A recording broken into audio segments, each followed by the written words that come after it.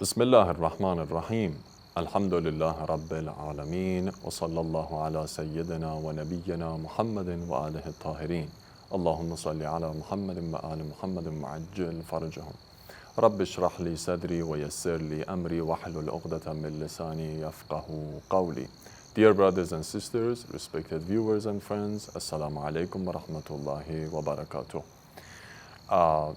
From the previous session, which was the first session, we started talking about Lady Zahra salamullah alayha. Well, talking about Lady Zahra salamullah alayha is a very general topic, and then it includes many details.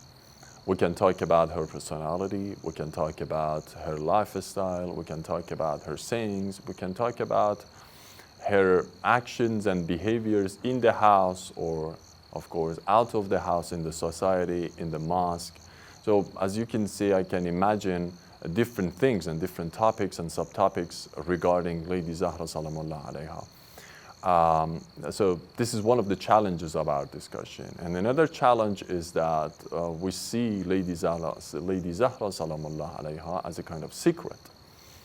There are so many secrets about her personality. There are so many secrets about, of course, as a topic to be identified, as something, or someone to be realized.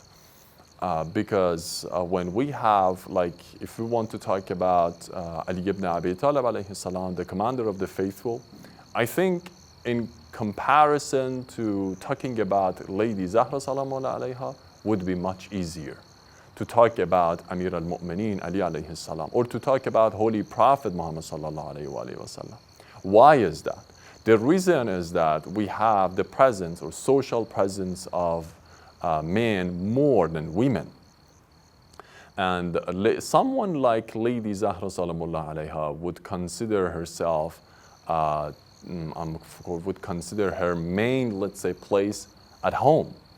So her main duty and responsibility according to the worldview, according to mentality of Lady Zahra salamullah alayha, is that she has to follow her duty in the house, different duties, some of which are very intolerable, some of which are really unbearable, some of which are really beyond humanity, I think. Having 4 children, of course, and then having very old-fashioned kind of way of life, very, let's say, classical houses, baking, of course, breads, these things that are not even out of, let's say, imagination, our today's imagination of the ladies that, like, they have to bake the bread for themselves, for the house, and then they have to do themselves many things, washing the dishes, washing the clothes, and different things. We have technology these days, and the life today is really uncomparable to the life yesterday. By yesterday, I mean like 1400 years ago.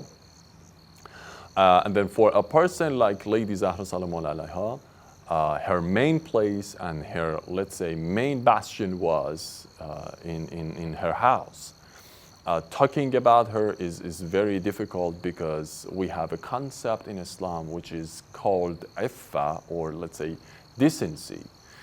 So ifaf is something that surrounds the personality of Lady Zahra salamullah alayha, which means if I want to translate it in today's understanding, I want to say, or I can say, that whenever it was needed for her to be present in a very, let's say, apparent society or the apparent level of the society, she would come.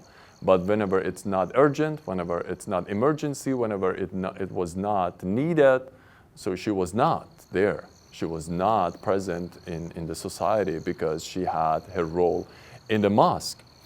And then she had her role in the house. So this is something which we have to pay enough attention for the researchers, for the ones who want to investigate more about her personality. One of the difficulties is that, in any case, Lady Zahra salamullah alayha's main place was home, and it doesn't mean, and we cannot really, let's say, confer from this that it is prohibited or it is forbidden for ladies to come out of the house. No, it is not the case. Islam does not prohibit women to come out of the house. But what Islam really insists on is that it should be for something, like whether, for example, they want to go after a job, or like there is something urgent that they have to go out, like for shopping, to buy something, or many things, of course, many different reasons. But it is minimum in Islam that we, of course, like just simply going out of the house and then not pursuing anything, of course, necessary. We can talk about it, of course, much more in of course, the coming part.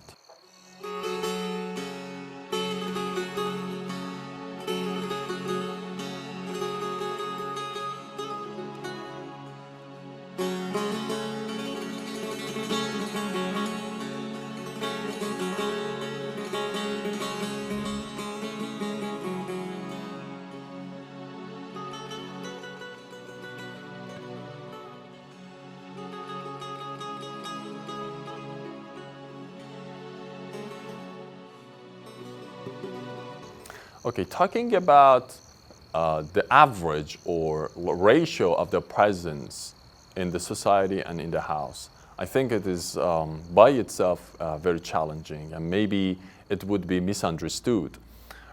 In the previous part, I tried to say that in the kind of mentality and lifestyle of Lady Zahra Salamun alayha, and then in that given society, she was going out of the house. She was presenting herself in, of course, let's say public places where it was needed.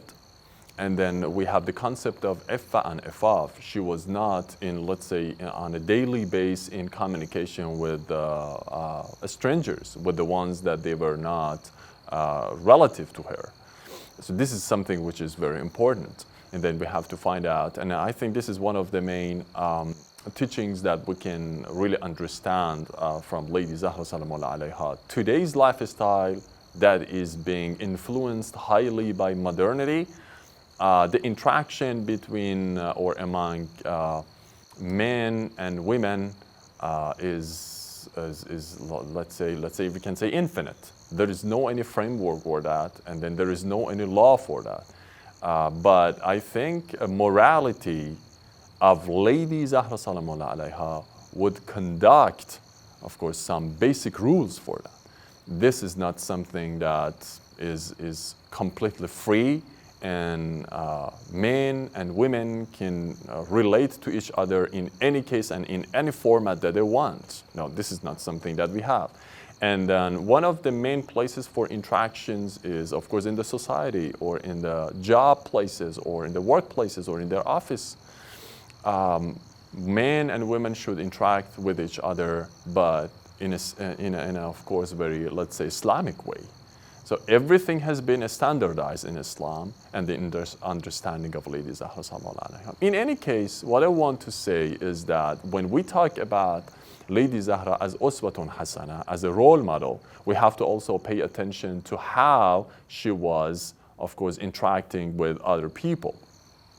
And then one of the challenges for understanding her is that because she had that decency in her personality, it was not that much easy for us, or it is not that much easy for us to really find out about her, of course, personality and her sayings in comparison to other infallible imams, like we have the commander of the faithful, Ali ibn Abi Talib, or we have Holy Prophet himself. They have been present more in the society, okay, in comparing to Lady Zahra Salamun alayha. So it is much easier for us to find out about their saying, about their interaction, about their communication, about their personality trait, whereas it is, of course, harder for us, which is, I think, a good thing for a lady, because we believe that they are like flowers, and they are, let's say, the collection of beauties of God, or let's say divine beauty can be collected in women. And it is not, we can say, it's not something which is, which we can advise for women to show themselves in every decoration or in every corner of the society. It should not be like that. So let's imagine the issue like this, okay? So this is something noteworthy, and then we have to find out about Lady Zahra Salamun alayha as Uswatun Hasana.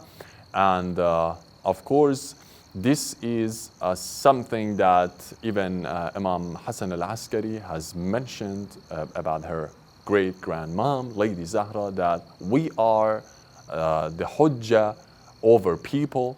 إِنَّا حُجَّةٌ عَلَى النَّاسِ وَأُمُّنَا زَهْرَةٌ حُجَّةٌ عَلَيْنَا. Something like that means that we are evident proofs for people, and our mom, Lady Zahra Salamullah alayha, is an evident proof for us. So this is something magnificent. Means that, okay, if we want to standardize Islamically our life according to Islamic principles, we have to refer to our infallible imams. And then if our infallible imams want to really follow a kind of role model in their life, they have to follow Lady Zahra Salamullah alayha based on this very hadith that we have. As Uswatun Hasana, still we were talking about Uswatun Hasana, means that Lady Zahra Salamullah alayha was a role model for her children, after the children of Abu Abdullah al-Hussein, as they themselves were the imams of the community of Muslims. So this is something which is very important, and it shows the, let's say, the prominence of Lady Zahra Salamullah alayha, and then her exalted, of course, we can say, position. Thank you very much. We shall continue, inshallah, our discussion in the coming sessions, and we're talking, inshallah, more about different aspects of Lady Zahra Salamullah alayha's life. Assalamu alaikum wa rahmatullahi wa barakatuh.